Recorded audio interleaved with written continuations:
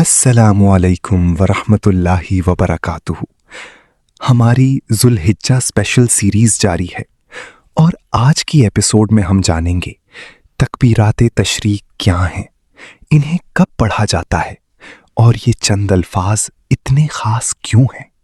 ذوالحجہ کے یہ مبارک دن صرف قربانی اور عید تک محدود نہیں، ان دنوں کی ایک خاص عبادت ہے جو ہمارے دلوں میں اللہ کی عظمت کو زندہ کرتی ہے، اور وہ ہے تکبیرات تشریق۔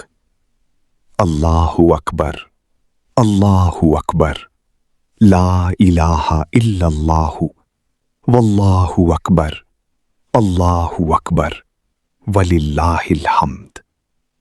یہ وہ مبارک کلمات ہیں جو عید الاضحیٰ کے دنوں میں زمین سے آسمان تک اللہ کی بڑائی کا اعلان بن جاتے ہیں۔ مسجدوں میں، گھروں میں، بازاروں میں، ہر طرف اللہ اکبر کی صدائیں گونجتی ہیں۔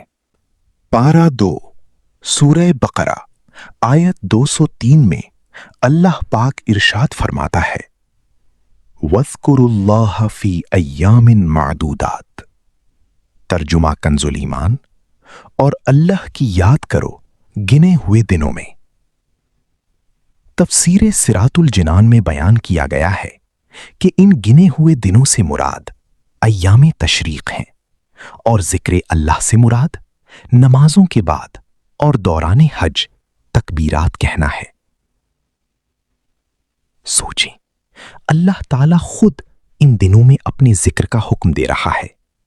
تکبیرات تشریق 9 ذی الحجہ کی فجر سے شروع ہوتی ہیں اور 13 ذی الحجہ کی عصر تک پڑھی جاتی ہیں۔ جب آپ اللہ اکبر کہتے ہیں تو گویا آپ اپنے دل کو یاد دلاتے ہیں کہ سب سے بڑا صرف اللہ ہے۔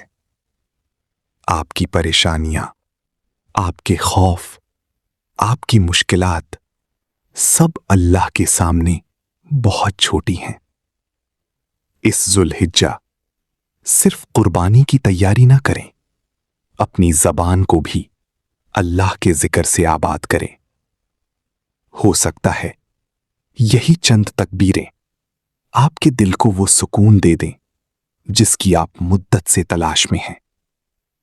منگلی ایپیسوڈ میں ہم جانیں گے یوم عرفہ کی فضیلت اور اس دن کی خاص دعا، اس لیے ہمارے ساتھ جڑے رہیں اور اس سیریز کو ضرور فالو کریں۔